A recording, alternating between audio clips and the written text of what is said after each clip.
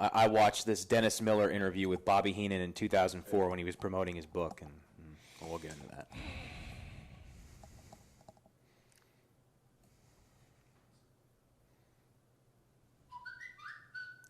Ladies and gentlemen, we are back again. Another episode of Stand Up for Greatness with your boy, Stevie Ray. And my co-host, if you want to call him that, but at this time, he's still my co-host, Mr. Matt, what's your last name? Topolski. Topolski. Topolski, what is up today, brother? We have had a very, very interesting week. We have, Stevie. We have, and we're going to talk about it tonight. We're not going to disappoint any of the viewers, any of the listeners. And obviously, we want to, let's see. Did we get the audio right, by the way, this week? Did Mr. Producer get the audio correct this week? This is the thing. I'm going to address this right now. Yeah. I've had a lot of people sending me different comments. You know what they want to know? They want to know whether you're going to fire Mr. Producer or not? That joker is hanging on by a thread. He is hanging on by a thread. He can't get the audio right. He can't get the video right. He can't get anything right. Yet, every week, he wants to come in here and act as though he is some top-notch producer. Yeah. Mr. Producer, what the hell are you doing? Or do you have it right today? I didn't ask you to say anything. Just shake your head yes or no. You got it right? Yes. Okay. Okay, great. Yeah. Well, there we go. And this is what I want you to do. Yeah. I want you to double-check every single solitary thing that this guy does on a weekly basis. I will. Because I don't trust him. I will do that. I don't trust him. And we need this show to be up to par because we have a lot of things to talk about. We do indeed. I mean, when you think about the fact that we've dropped 9 podcasts so far, we've dropped about 30 clips on YouTube, and we had one live show with some questionable audio, and it seems like that's all a lot of people want to talk about. But we'll get into that later. Well, this is the thing. Talk about that now. Save that for the main event. I'm going to be honest. We're going through teething right now, like a baby. I've apologized for the audio. I promise you. When has Stevie Ray let you down? Every time I promise you something, I deliver. I'm going to deliver the audio problems, the video problems. I'm telling you right now, Stand Up for Greatness is going to be exactly what it is. We're going to the next level as far as podcasts go. I guarantee you that. Believe me. Not for lack of trying, that's for sure. Well, listen, one of the first things we got to get to on the docket here tonight, Stevie, is unfortunately this week professional wrestling lost one of the all-time greats. Certainly somebody that I looked up to as a young kid, and the reason why I wanted to get involved in professional wrestling, and that's Bobby the Brain Heenan. And a monumental loss for the business. Brother, when I tell you, I got to work with Bobby for I don't know, 6 years. Mm-hmm. Something of that nature. And every time we had personal conversation, Bobby Heenan was one of the smartest men that I ever met. And he was one of the funniest, wittiest guys you ever met. I've never heard one person say a bad thing about this guy. And I never seen anyone around him not light up when he's in their presence. Yes, we lost someone that really took this business to another level. And I was proud to say he was my friend, man. He was my friend. We had some good times together. Yeah. Matter of fact, let me tell you, Stevie Ray has always got a story about it, another fable. It's a story time another with Stevie Ray fable. Story time with Stevie Ray. Yes, it is. I don't remember what year. I don't remember what month. I don't even remember what city. I'm not like Rick Rude, who could keep these kind of things in his head from, time to time, moment to moment, time to time, day to day. I've never been that kind of guy.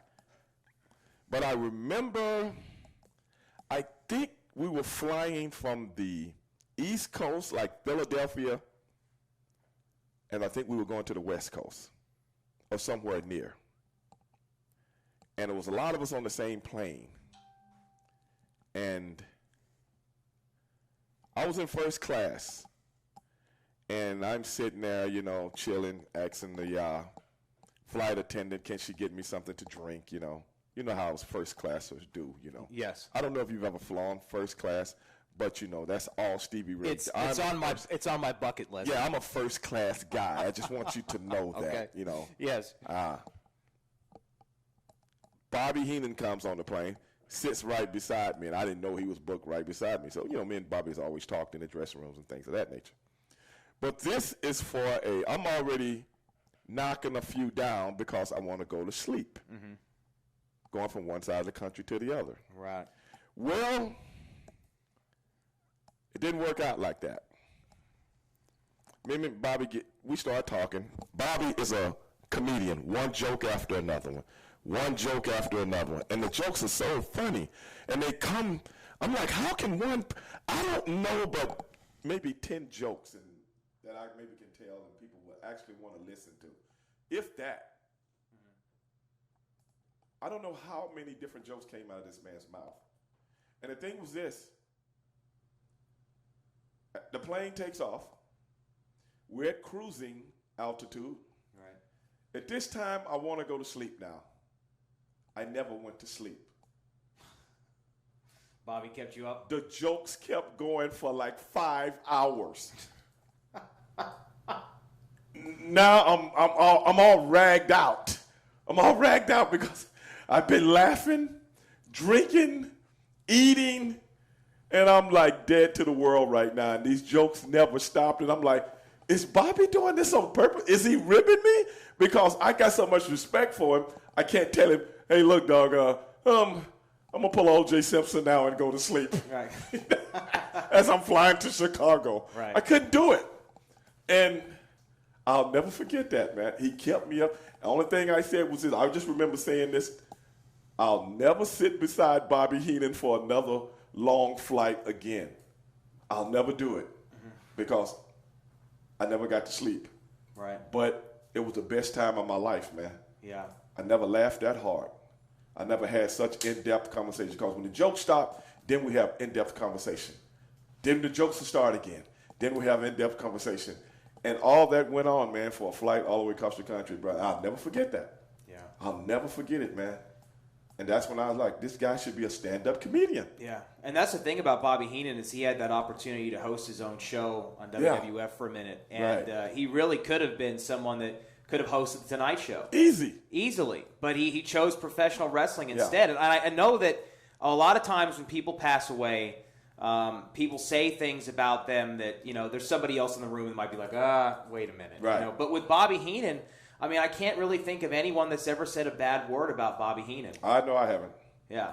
And like I said, he always had something good to say to you. He was not that miserable professional wrestling guy worrying about 10,000 things, man. Right. And his wife was always around with him whenever we traveled, and he always brought her along on a lot of trips. She was very, very fun to be around. And, man, he's just going to be a guy that I miss, man, because he was one of the good dudes. He was one of the good dudes. Right. Of professional wrestling, man. And if I'm not mistaken, Mr. Producer, please correct me on this if I am, but did Title Match Wrestling not bring Bobby Heenan to WrestleCade just a few years ago? Yes. Yeah. Yes. Yeah. Yeah, he brought him with me. Yeah. Yeah. Mr. Producer, didn't he come with me? Yeah, you and your brother. Yeah. Yeah, whatever, Mr. Producer. Sit back there and do your job. But be that as it may, hey, man, he was one of the good guys of professional wrestling, and he'll be missed, man. Yeah. He'll be missed, and I'm telling you right now, when he goes through the pearly gates, it's going to light up, and everybody's going to be laughing. Yeah, for sure. Yeah. I mean, and it just everything about Bobby Heenan and Gorilla Monsoon and that whole period of professional wrestling for me, I mean, it brings up real nostalgia. Yeah. And, I mean, I'm certainly going to miss Bobby Heenan. And I'm sure just about everybody that's watching the show tonight has done this, but if you haven't, take the time tonight to watch his Hall of Fame speech from 2004. Mm-hmm. It is a master class. And from what I understand, he didn't prepare for that at all. Everything was just extemporaneous. Like I said, brother, this guy had the quickest wit and most knowledge embedded in one brain I've ever been around. Yeah. And his nickname was spot on. The Bray. Yeah. He'll be missed. He will be for sure. Also, we've got some other big news regarding WrestleCade coming up, Stevie Ray. Yes! And regarding this show as well. Yes! I mean, this is an upbeat, positive episode this week. Yes. Finally, we got the contract. We've put our name on the dotted line. Did you know that, Topolski? Did you know it? I know it now. The name is on the dotted line. Ladies and gentlemen, November 25th, Title Match Wrestling presents Stand Up for Greatness. We are taking this show on the road. It's already booked. I told that black-hearted, that low-down, dirty Vince Russo that I was going to do it. And I asked him to show up. You know what he said? Well, I don't know if you can afford me, Stevie Ray. So he never committed. But that's okay. That's okay. I'm going to stay on him. As a matter of fact, ladies and gentlemen, I've been booked on his show again. Matter of fact, his people are supposed to be calling me about the date. But that's not only the good news. It's not only the good news, Topolski. There's more good news. There is more. There's more I've good news. already have one commitment who is coming in on my show, Stand Up for Greatness, November the 25th. You know who it is? You know who it is? Let me take a guess. Take a wild guess. Hard Body Harrison. He made parole, right? I mean, this is big news. This is big. Mr. Producer, how did we do this? How do we work this out? This is huge news. It's not Hard Body. You know something? It's not Hard Body. Yeah, I had a good flow going there. I had a good flow. But no, you had to come up with some Hard Body Harrison stuff. You know, did he get parole? Is he out of jail? You know. No, it's not Hard Body Harrison. But I tell you who it is. Bruce Pritchard. Wow. Bruce Pritchard is going to be my main guest that night, along with a few others. I will release the other ones as soon as I get their contracts signed and get them booked. But I've already got Bruce's name on the dotted line. Bruce Pritchard will be my main man on that show because I want him to engage in banter with that black-hearted soul himself, Mr. Vince Russo. So everybody, keep your ears open. Keep your ears open, brother, and I want this whole nation to show up because I'm going to show you. I told you I was going to deliver, and I'm going to deliver. I'm going to deliver. Stand Up for Greatness, live show. Man, that's huge. You don't want news. to miss this, brother. That It's going to be huge. on. Ooh, we like a steaming pot of neck bones. That is Yeah, huge. Mr. Producer. You see this guy? What's he doing? Get out of there. Put that cue card Yeah, down. yeah, will you? yeah. Well, we've also got some other news regarding Bruce Pritchard as well. We do. Yeah. We do. I want you. You know, I'm going to let you put it out. Oh, wow. Yeah. I'm going to let you put Me, it out. the Since you wanna puppet master Since you himself, want to yes. bring up the Hard Body Harrison Yeah. thing. Yeah. You know what I'm saying? Well, we are happy. Tell 'em about it. We are happy to also announce that the hottest name in the podcast game right now, Bruce Pritchard, will be here on this show live next week, Wednesday night, 10 p.m. Central, 11 Eastern. Bruce Pritchard will be our guest for the hour right here on Stand Up for Greatness with Stevie Ray. So you are delivering, Stevie. Brother. I am glad I haven't signed my resignation I letter tried to yet. tell you. Yes. When you go out to concerts with me, you don't get the cheap tickets. You get backstage tickets. When you go to a boxing match with me, you don't sit in the cheap seats. You sit right behind the guy that rings the bell. That is how I roll, bro. You know why? Because I'm a somebody. I'm a somebody. How does it feel to be sitting next to greatness? It's a privilege. You should. By time you said so. It's a privilege. By time you said so. Well, I can say that here on this show. Yeah, you can. Yes. Yeah, you should. It's a privilege that you're here. It is. You know, think you're lucky stars. I'm thanking. You know, and I'm still. Yeah, you're not out of the hot water. You know, I don't know if you know that or not. You're not out of the hot water. I've given you a second chance, a reprieve, if you will. Yeah. Well, I think But my performance is being graded on a bell curve right now because Mr. Producer is, You know, after the performance sinking of the Titanic with this guy, yeah, I guess you could say that. You know, but be that as it may, We want everybody. We're going to enjoy this so much. Please put this on your calendar. Please put it on your docket. Stand Up for Greatness, Bruce Pritchard, Stevie Ray, along with a few other of my friends. We're going to bring a live show, and we're going to entertain the crowd. We're going to entertain the people like you've never been entertained before. And you can put your last money on that. Man. It's going to be a stone gas, honey. Believe that. I can't wait. WrestleCade, November the 25th. We're going to be there. And in addition to our show, Title Match Wrestling is going to have a ton of other big names that will also be there that weekend, so you definitely got to check it out. And by the way, if you like what you're seeing here tonight and you want to see this show in its entirety, uncut and uncensored each and every week, we do another show independent of this one, which you can also find on iTunes and at TitleMatchWrestlingNetwork.com. It's a 14-day free trial, no obligation, cancel anytime, but I think you're going to love it because there's over 600 hours of original professional wrestling content on TitleMatchWrestlingNetwork.com.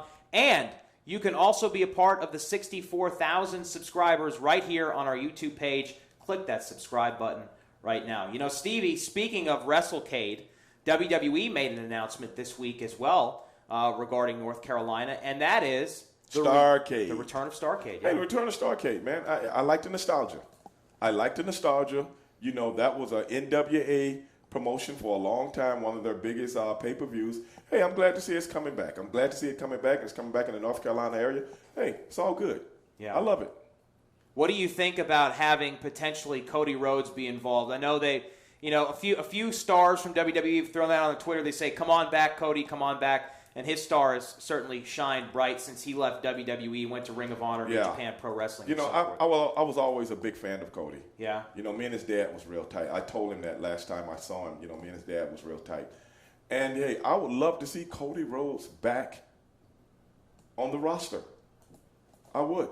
I would love to see him. I would love to see him get the push that he actually deserves because I think the boy's money. Yeah. I think the boy's money. And I think he can draw, you know.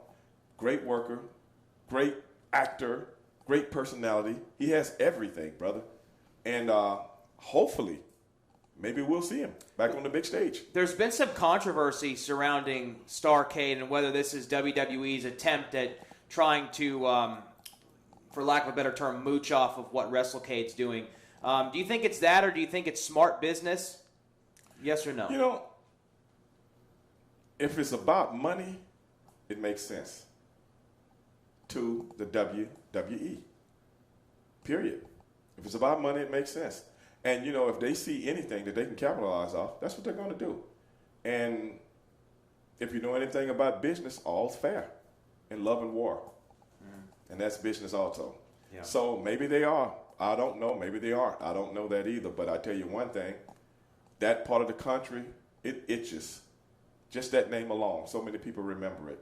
And they're going to capitalize off it. Right. That's what Vince does. Well, it's the heart of Southern professional wrestling. Yes, it is. In a lot of ways. Yes, it is. And so much history has been made there. I mean, at your time in WCW, I mean, did Starrcade, because Starrcade in the early 80s is when it was really That's when it was in its prime. That was their biggest show. Yeah. Starrcade, 80s this, Starrcade, 80s that. And that's when everybody got together and did the big show.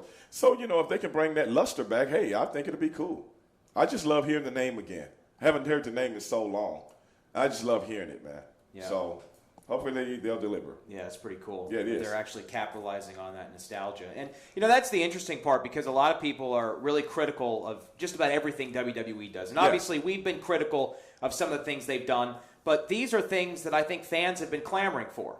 They want nostalgic things like this, and then they deliver and they say, oh, well, this is WWE just trying to capitalize on something else. I mean, Winston-Salem and Greensboro are, 30 minutes apart from each other? That. So, I mean, this is really an opportunity if you're in that part of the country for the weekend for WrestleCade that you could go see Starrcade as well. I mean, I think it's great for everybody. And I probably will. Yeah. I probably will be there. As you well know, I have a Legends contract, and I do have to come in from time to time and do things with the company. Yeah. So, who knows? Oh, Stevie Ray might be there. And if you play your cards right, I might take you along with me. Well, I would like that very much. And I said I might take you along with me. We'll see. Yeah. We'll see. Don't get your hopes up. Holy. But anyway. You want to take some questions? Yeah, let's We've take got some questions. I just feed here seen tonight. one that I want to address. What's that, fuck Vince Russo? No, not fuck Vince Russo, man. You know, that goes without saying. Nobody really has to ask that question. But I seen one a few minutes ago when we were talking about something else. All right. It was, hey, Stevie, can you book Marcus Bagwell and Too Cold Scorpio? Really? Stand up for greatness. Okay. You know something? I don't know who asked that question, but you know what I'm going to try to do?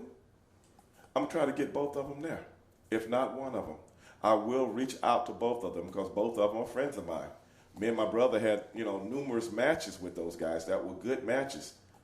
What brought the beef between them, I really don't know, but that's just business. That's just how people are. That's just how this business can do to people. But both of them are very close friends of mine. I tell you a story. Another fable. Another Stevie Ray fable, if you will. Story time with Stevie Ray. You want to hear it? Yeah, absolutely. Okay. Yeah. It was. Let me get my apple juice. Yeah, whatever. Okay. It was 1993. Christmas Day. Denver, Colorado. Main event on Christmas Day that somebody had booked a show that we all had to wrestle on. And the main event was Booker T and Stevie Ray against Too Cold Scorpio and Marcus Alexander Bagwell.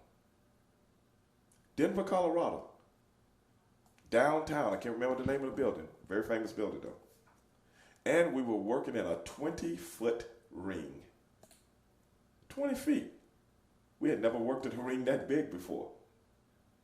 But the thing was, it was a pretty good house. Yeah.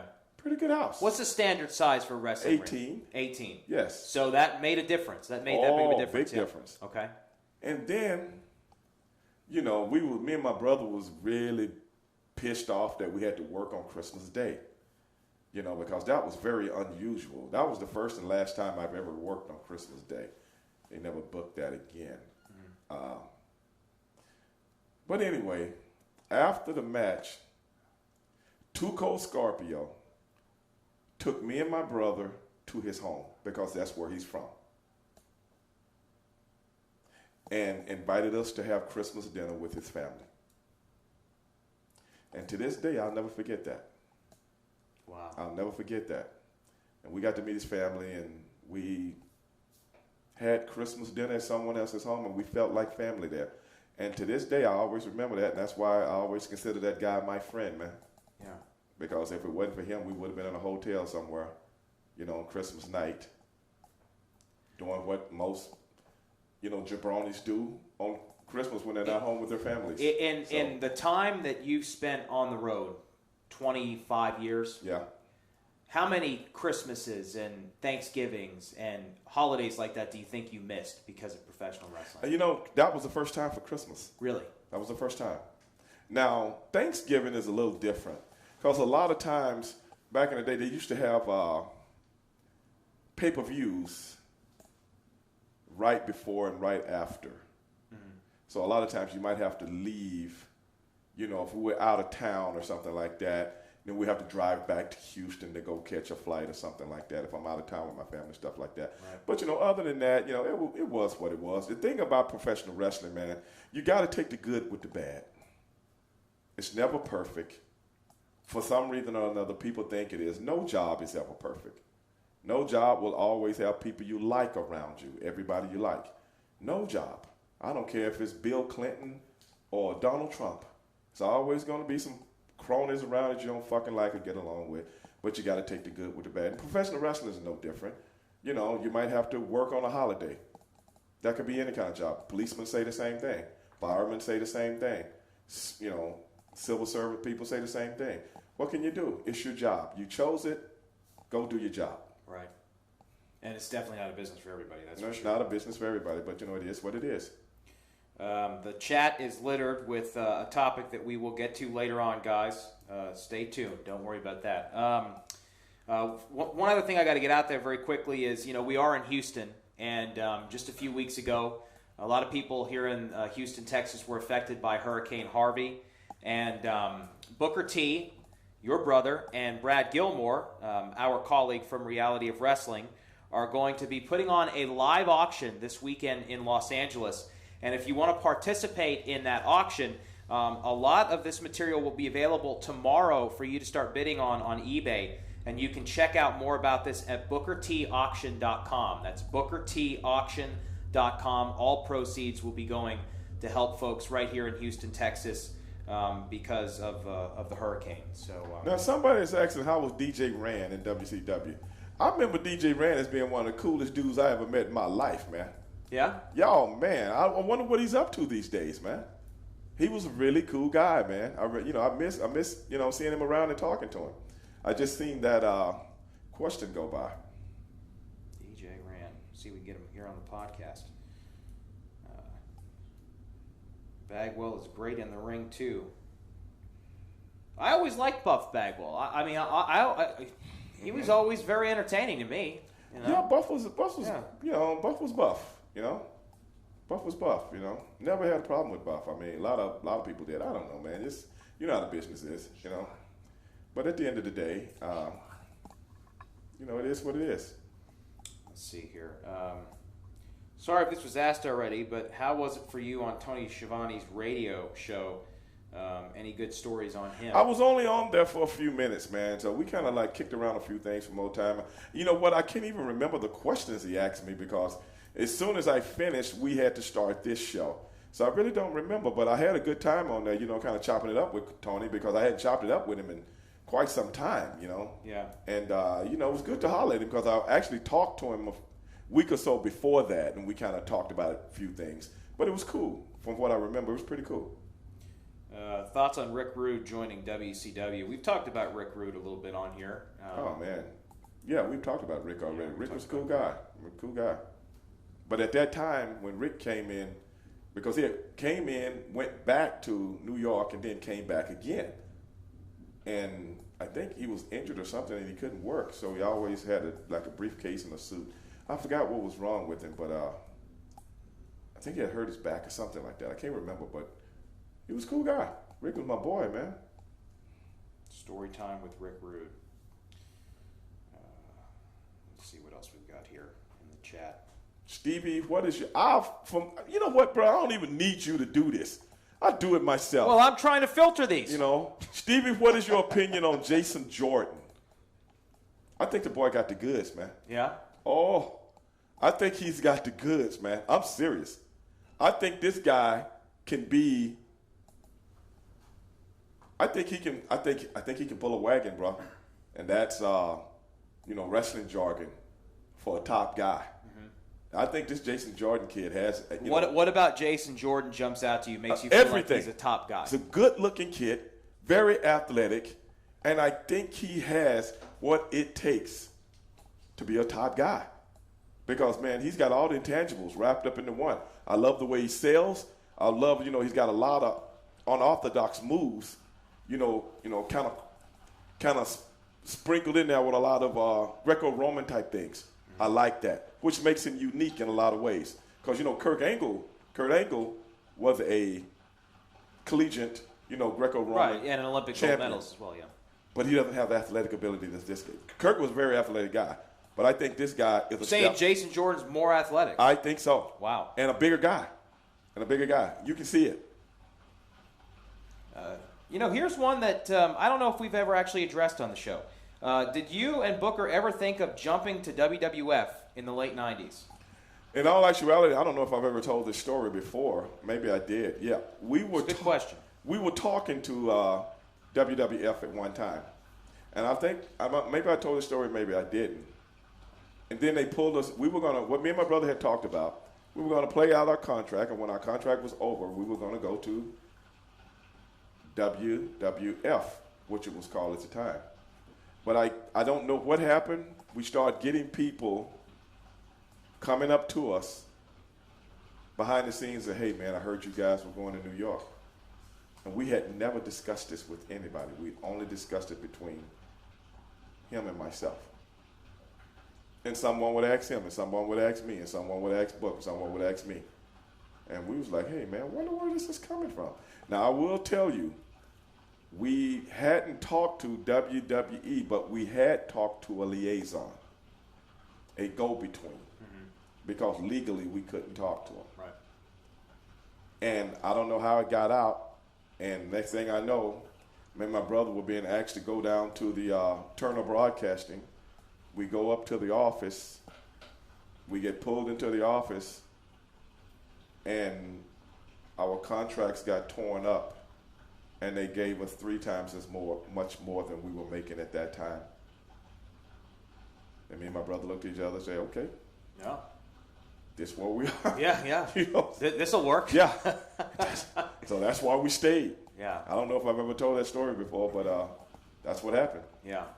Yeah. Do you regret not having the opportunity to take Harlem Heat to WWF? No, not at all, because I was pretty much done. I had told my brother, so this is what a lot of people don't know, and I just tell the story right now. I had already told my brother, I'm done. I can't do this shit anymore.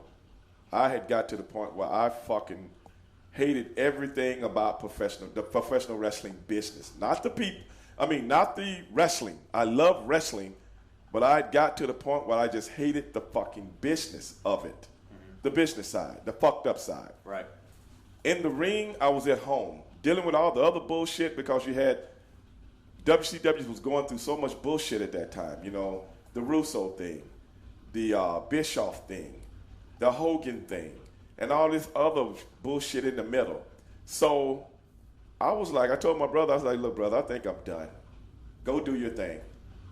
That's what a lot of people don't know. You know, I'm like, go do your thing, bro. I was like announcing then, and they were talking to me about being a road agent. I would have loved that, so now I ain't got to deal with all this bullshit anymore. You know, I could have talked on the mic and then been a road agent on the weekend, and my salary wasn't going to change. Right. So why not? Yeah. Yeah. So, but then things got worse, and everybody knows what happened after that. But I knew 3 years before it happened that WCW was going to come to a halt. It was like the housing bubble. I knew it was going to happen. If you know anything about wrestling, you just can't continue. Right. Just can't continue at this level like this. So we had accomplished everything we wanted to accomplish at that time. And my daughter was getting older, and I wanted to be around my house more. I had a business. You know, I had a big car wash detail shop I had opened, and I just wanted to be home more, you know? So that's what happened. Yeah. And me and my brother talked about it, and he was like, hey, and like I always say, I never wanted Harlem Heat to be any different than what people remembered it. I didn't want it to get turned into something else. I'm not saying that WWE would have, but you know, right. I just have that feeling. Not that I was kind of reluctant, because people saw us as Booker T, Stevie Ray, 2 ass-kicking guys from the hood, and I wanted it to stay like that. Well, and I want people to remember that. And you wouldn't have been the only person that felt that way. I mean, Sting, for years, was very public about the reason why he didn't go to WWE for so long, because he felt like he wasn't going to be utilized correctly either. Right. And I'm sure there are other guys that felt the same way, but he was very public about that. Yeah. So, yeah. So people ask me, do you regret not going to WWE? No, I don't, because it was my choice. And the thing is, I've never loved anything, not just professional wrestling, anything I've ever done. I've never loved anything that much, whereas it consumes me to the point that I'm a prisoner to what I do. So when WWE took over, you know, WCW, I remember my brother calling me up and he said, hey man, they're going to be evaluating talent on that last show.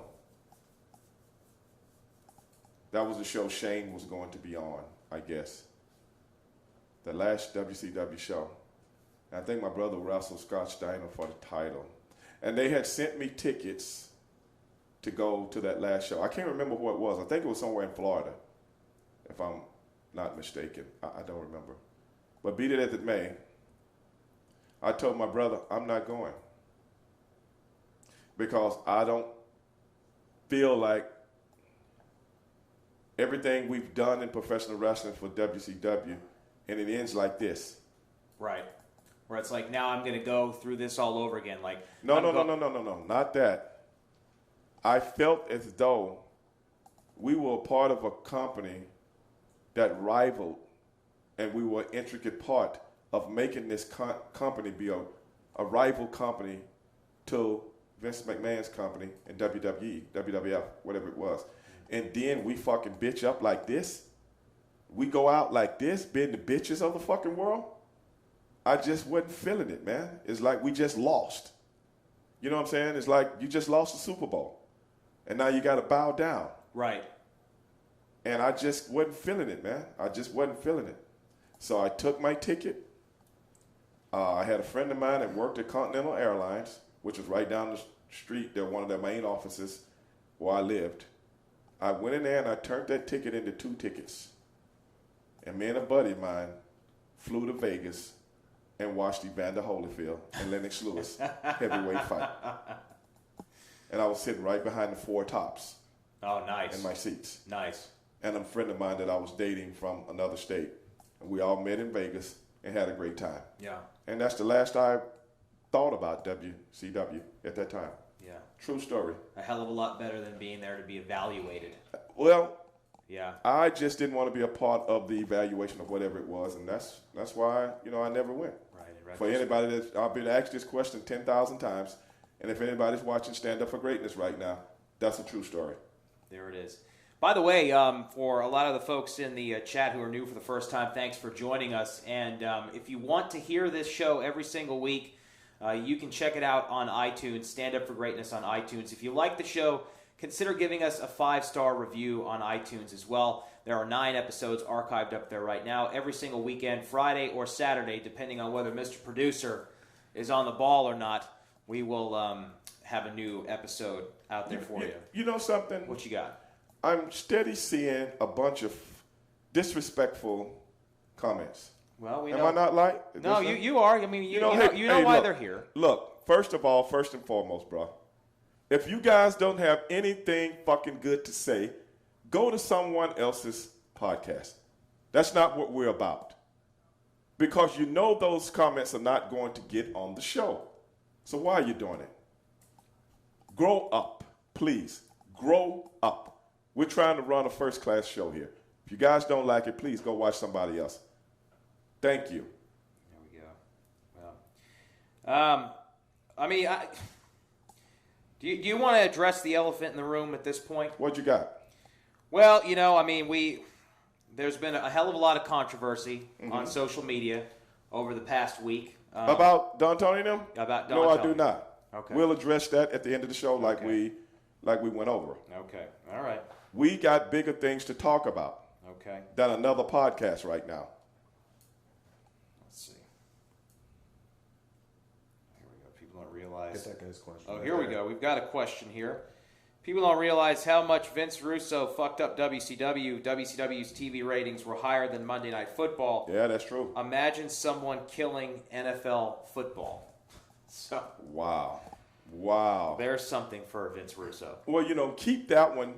Matter of fact, save that one. And we're going to tell him. We're going to tell him about how you fucked up ratings so bad you put Monday Night Football back on the map. I think we had almost took him off the map at one time. As a matter of fact, ESPN had did a little segment on professional wrestling. Mm-hmm. Yeah. Yeah. Which means what? You're interfering, brother. I remember that. Well, again, this is the same Vince Russo who said he put the title on David Arquette because it was going to be put on the USA Today, I believe. So, Can you believe that? yeah. Can you believe that? Let's destroy professional wrestling because we can get David Arquette on the cover of a magazine. Well, this is the only thing, he can say all he wants. He's been called out to show up in Winston-Salem, North Carolina, November the 25th. He's been called out. So if he can show up, and I want to see him go in front of the fans. I want to see him go in front of the fans, not the other fans out there, the fans that listen to Stevie Ray, that's going to bring it. And I'm telling everybody, when we get this black-hearted person in on the stage, I want you to berate him with every single solitary question. Everything you remember about him, bring it up. Everything you know about him, bring it up. Then we're going to see how big and bad he really is. He's not going to show up. How do you know that? He's not going to show. I just know. I know Vince. I was surprised that Vince Russo joined us via Google Chat or Skype or whatever the fuck it was last week. It was some Google Hangouts. Yeah, he is not going to come to Winston-Salem, North Carolina. If he does, I'll eat my shoe. How about that? Okay, I want him to be there. I don't think he's going to be able to back down from this challenge, bro. Some people are asking what your thoughts are on Jim Cornette. You have any thoughts on Jim Cornette? I'm going to tell you something about the Jim opposite Cornette. side of the coin here. You know, I didn't want to bring this up, but I guess someone did. I have no problem with Jim Cornette. I love Jim Cornette. Love him. Got nothing against him. I used to watch Jim Cornette back in the day. Let me tell you another story. Let me tell you another little something, because every time you bring up somebody asks a good question, it brings up things in old Stevie Ray head. Story Stevie Ray time got a with lot Stevie of things Ray. in his head. Yeah. No, it's not a story, but I'm going to actually tell you the honest to God truth. People used to always ask me and my brother, who did we emulate? Who did we try to emulate as a tag team?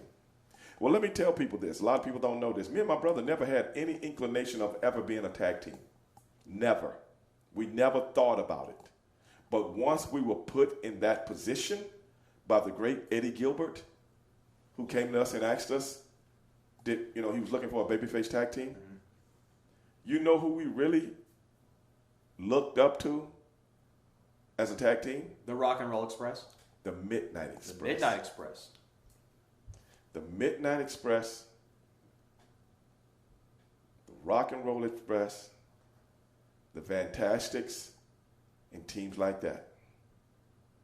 You know why? Because they were a cohesive unit. Cohesiveness.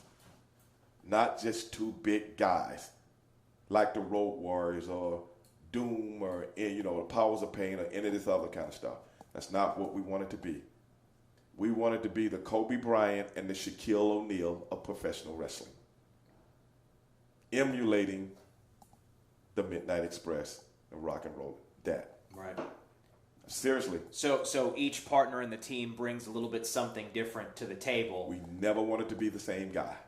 Like people in La La Land want us to be. Because we're both African American. So it's actually the same guy. The two totally different guys. And thus, that is how we pretty much structured our tag team. My brother is super athletic. Do the super athletic stuff. I'm a big guy, 285, 290, bench person, 525. I'm going to be that guy. It's like if you took one of the Powers of Pain and mixed him with Stan Lane or Bobby Eaton. That's what we tried to do. Right. In a different type of way.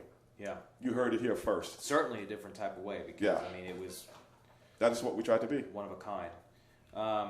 Somebody's asking here about the Blade Runners. What do you got? You keep looking down. I can't see you. The Blade Runners? Oh, my bad. Yeah, the Blade Runners. Do you have any thoughts on the Blade Runners? I don't remember the Blade Runners. Who was that? The Ultimate Warrior and Sting. Oh, I do remember them. Yeah.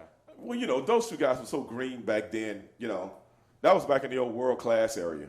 Yeah. And they were so green back then, you know what I'm saying? But they were impressive bodies. And you knew they both had it. If they ever got it together, they were going to make it. And, hey, I'm glad they did, man. I do remember them, though. Yeah, I do remember them, though, in the Von Erich days. Yeah. Mr. Producer, you had something earlier that you wanted me to bring up from the live chat. Remember? The Sexy Star incident. Sexy Star incident. What? Don't be asking me. Mr. Producer, don't be asking me about no. The hell you talking about? The incident in AAA where she injured Rosemary. She stretched her. She did the Oh, yeah, I do remember that. What makes you think I want to talk about that? Man, don't be bringing none of your personal stuff into our conversation. What is with this, bro? I thought you talked to this guy. Matthew Jenkins on the chat says, "Where's Mr. Producer? We need to scream at him." Yeah. Well, okay. You want to talk about? Matter of fact, you want to talk about that? About her stretching her? Yeah. Sure. Why not? Why so? Okay. Frankly, that let me say this. That happens. Did they have heat with each other? One didn't like the other. Do we know that? Does anybody know? I don't know. Yeah, I don't know. I don't know. You don't know nothing, but you want to bring it up like Stevie Ray. Stevie Ray don't know everything, bro. I mean, I'm saying. But in situations like that, from my experience, something in the wind. Yeah. Something could be in the wind. You know how women are. They take everything to the heart, man. They're very emotional. I'm serious. Women professional wrestlers never get along. Women beauty pageant contestants never get along. You think women compete against themselves every day. You think women professional wrestlers get along with each other less than male professional wrestlers? Yes. Okay. Yes. Just based on your personal experience. Brother, what you've please. Seen. Based on what you've been a fly on the wall for. Hey, a lot of women professional wrestlers love attention, bro. You know, they love attention. You know. Here's a good question. Giorgio Mosley said, what do you think of Braun Strowman? I'm glad they're giving this guy a push. Yeah. I am so glad. It makes me think of yesteryear when the big, bad monster will just run through everybody. It's the David and Goliath theory, man. You know, so whoever he gets in the ring with is the underdog, even if the guy may be the champion. Mm-hmm.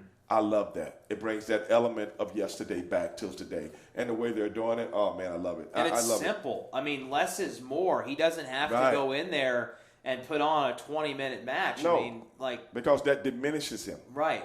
The less he does, the better it is. Yeah. But the bigger the spot, the more heavier the spot, the stronger it hits, that is what really gets over. And I don't know if you saw what he and Roman Reigns did together in that program. You know, they did the whole ambulance spot and all that. I thought that was fantastic. That's some of the best stuff they've done this year. I did too. And it's good to them to have the the talent to do something like that. Very good. I love it. Whoever asked that question, great question. Here's one from Krillin 876. Ever see Sonya Strong from the Bronx? No? No. No? Okay. I haven't. All right. Well, he asked the question, and so I don't think so. Franchise 1218. He keeps asking this. So here, we're going to get your question in, man. How would you book yourself as a singles wrestler? So I'm assuming if you and Booker were never a tag team, what would you have wanted, as a singles wrestler in WCW? What would you have seen for yourself? Oh, man, I don't know. Actually, I went to Global. I was one of the big heels in South Texas. And that's actually what I was going to Global to be, a heel, a singles heel. And my brother went with me, and that's how we became a tag team, because my brother walked into the office with me. So I was a heel for years before I ever became a tag team wrestler. And that's why I would want it to be who I was, just working. A lot, that's how things work out sometime in the entertainment business. It's just some things just fall in your lap and they work out. Some things you can really have contrived in your head and they never work out. Just go with the flow, man. Just go with the flow. I'm just glad I was back in those days, big guys were in. They were over. That is what everybody wanted.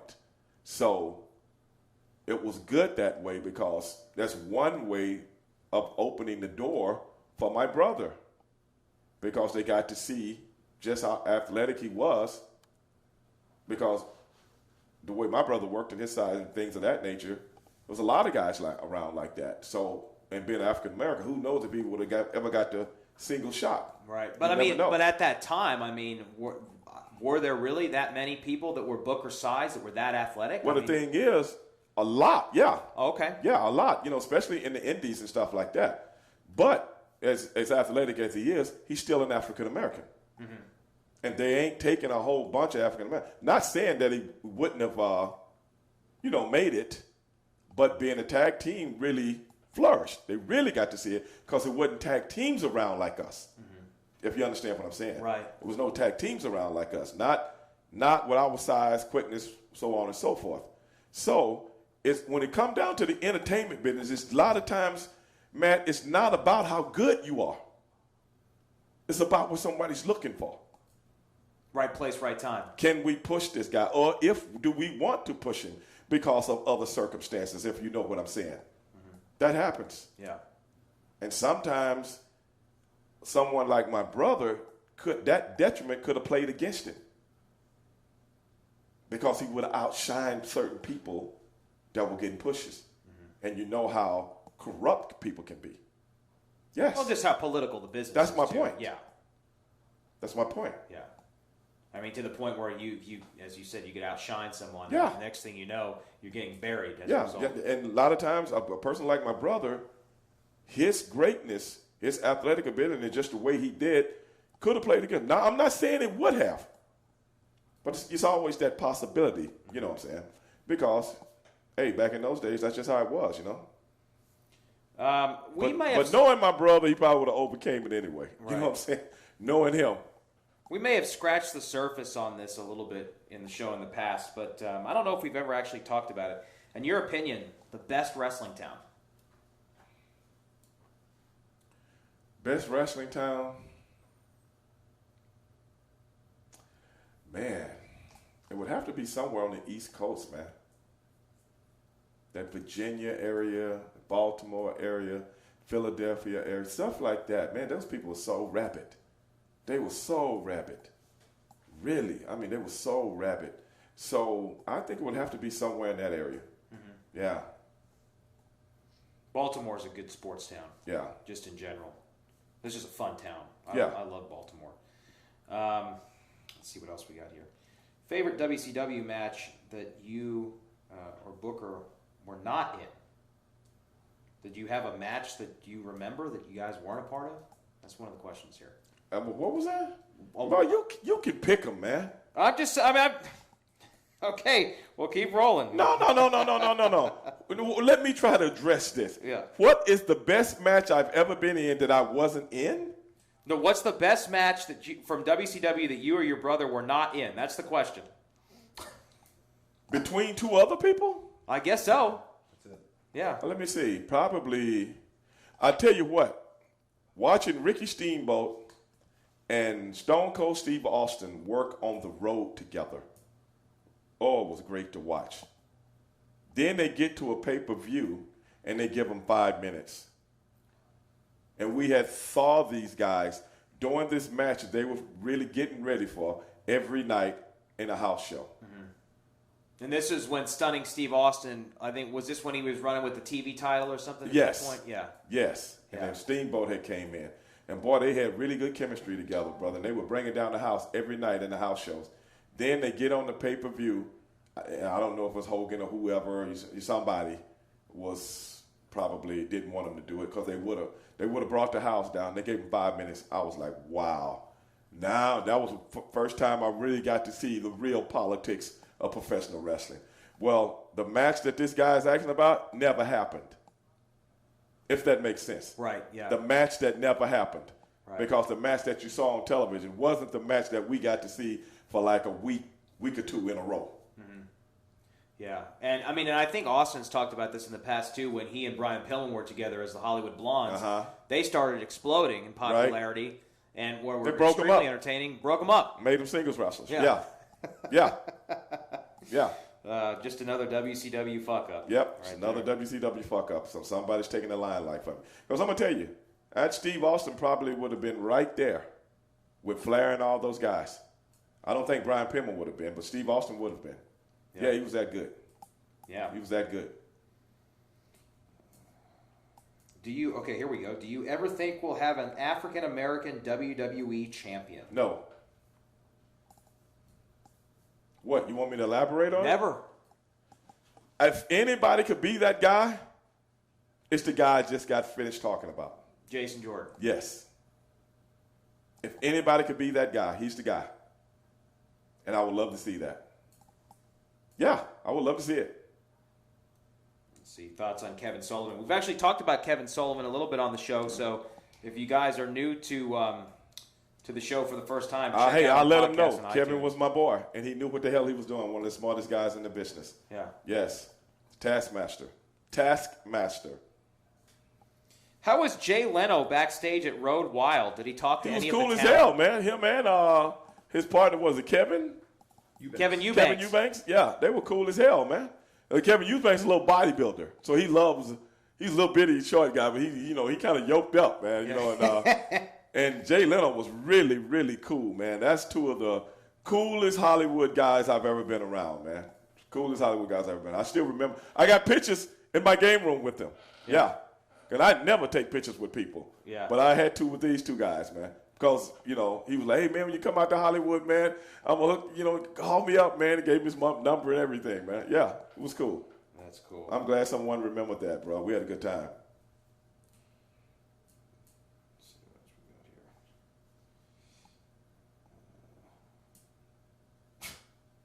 Boy, this chat tonight. I see someone said, Dwayne Johnson, not black. Okay, question. What the fuck does that mean? What is that? Dwayne Johnson's not black. Why are you asking me? I'm quite sure you can hit his Twitter up and ask him. Yeah. Somebody asked what it was like meeting James Brown. Oh, man. Unbelievable. I think that's the one celebrity that we haven't talked about that you've met. Unbelievable, brother. I remember him coming up to me and going, hey, man, I'm so proud of you and your brother. I've been watching you guys for years, and I love what you do. Keep doing it, man. Oh, man, that was James Brown. That's another guy I got pictures with us up on my wall, man. And people don't realize James Brown to an African American is no bigger than that. No bigger than that. Maybe even more so than a Michael Jackson, because this man has gave so much of himself to the African American community. James Brown made a song called Say It Loud, I'm Black and I'm Proud. You know what that did to a whole country of people? Unbelievable. And to meet this guy, and he's a fan of ours. Yeah, that he knows who you are, and he's a fan of what you've done. It's unreal, man. It's a feeling I can't even describe. Yeah, I mean, it's like can't even describe. You've talked about, like with Michael Jackson's parents before. Yeah, it was totally different. Totally different, because you know all his songs. Yeah. And you seen him on TV just burning the flow up, man. James Brown, I'm going to tell you something. When me and Ahmed used to run the Arena Theater, we had James Brown in there one night. I'm going to show you how bad this dude is, man. He had just got out of prison. Remember when he was running from the police, and the police put him in prison? He had shot at some people at one of his office buildings or something like that. That gives you street cred like crazy, you know what I'm saying? But anyway, because somebody had used his bathroom at one of his private bathrooms at one of his office buildings. Yeah. Oh my God, James got that bad. Get the fuck out.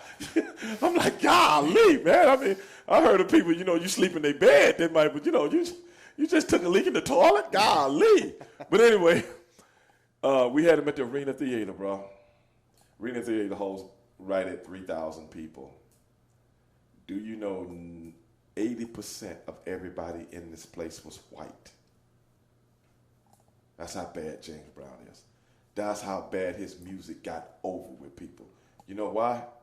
Because nobody sat down until a slow song came on. Everybody was standing up, dancing, or moving.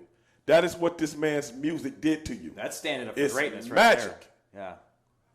Yeah. Even me and Big Ahmed was dancing. You and Big T. Real talk. You can't help it. I mean, it does something to you, man. When that band started, and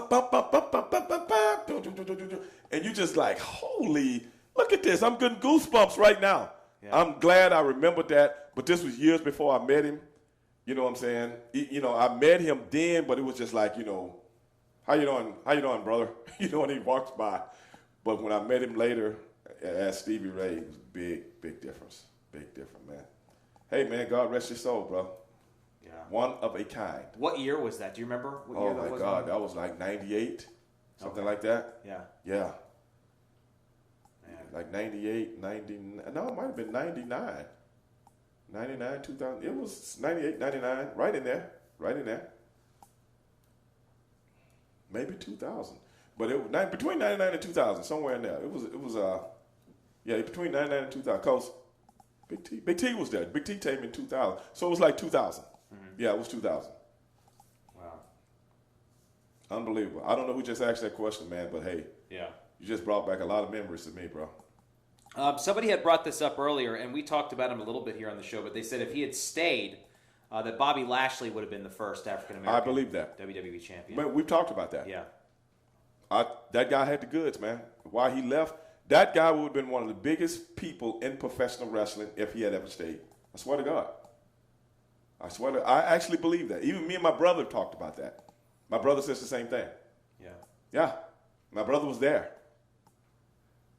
Missed opportunities. I don't know what the deal was. I have nothing to do with somebody else's plight, but, you know, apparently he didn't want to be there anymore, but who knows what he was going through. I don't know. Yeah. Well, we have reached the top of the hour, and we still have a lot of questions pouring in. I just, again, want to let everybody know that if you're here for the first time, hit that subscribe button, and you can get more of this great content right here on Title Match Wrestling. And also, this show, uncensored in its entirety, at TitleMatchWrestlingNetwork.com. What do you see over there? Hey, man, and we appreciate all the questions that are coming in. I'm reading a lot of them right now, and a lot of the bullshit has been, scraped away in many times. But, hey, man, try to respect our show, bro. Try to respect our show, man. If we respect you guys and try to bring you good content, try to do that. Because there's 50,000 other shows out there you can go dump on people on. And, hey, man, we appreciate it if you do that. But you know something? I want to address something. I know you've been going through a lot of tit for tat with certain people in Twitter wars when this thing with Don Tony and all these guys. Oh, I've been laying back. Back. This is what I want to do. This is what I'm actually do. Yeah. Let it go. We're done with it. No more Twitter wars. If somebody want to send tweets or whatever, just leave it alone. Because I'm going to say this. A lot of people are accusing you, okay, of being the mastermind behind the video that I did about Don Tony. Well, I'm here to tell everybody, Matt Topolski has nothing to do with that. This video I saw a few years ago, talking about some things that I said on the Don Tony show. My agent, Charles, in California, I called him and I said, I want you to get in contact with these guys. He sent them a couple of emails. They never responded. So when we started Stand Up for Greatness, I ran across the video again. And that's when I addressed it again. Maybe it was a couple of years ago. The thing is, whether it was 2 years ago, 3 years ago, 10 years ago, it's still out there. And let me explain something to people. Maybe I overreacted when I made the video about it. I will be a big enough person to admit that. Because a lot of people don't understand. I wear my emotions on my shoulders when it comes to my people, which is the African American community. And when I hear people taking things that I said out of context, I have a problem with that. And I'll make reference to a few of those things. One,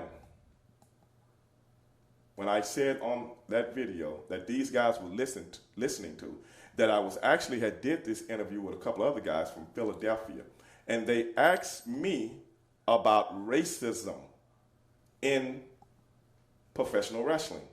I gave them my views on it. Then they asked me about racism in WCW. Don Tony said, I brought up race. No, I didn't. Someone asked me the question. Why would I want to just get up one day and just talk about racism? Because I know most people don't understand the plight. Why would I do that? But if you ask me about it, I'm going to give it to you. So they asked me about WCW, and I explained to them. I chronicled. WCW is one of the most racist companies in the history of mankind. It's just like America. So when someone says it's just like America, that is a metaphor if you know the history of America. And Don Tony, of all people, you should know that. Because before 1940, you were a minority too. Yes. So for someone to take what I'm saying out of context and said, oh, America isn't racist. I don't think everybody is a racist. How would Barack Obama get voted into office twice? What I'm talking about. They signed up for that. I'm not buffering again. I don't understand it.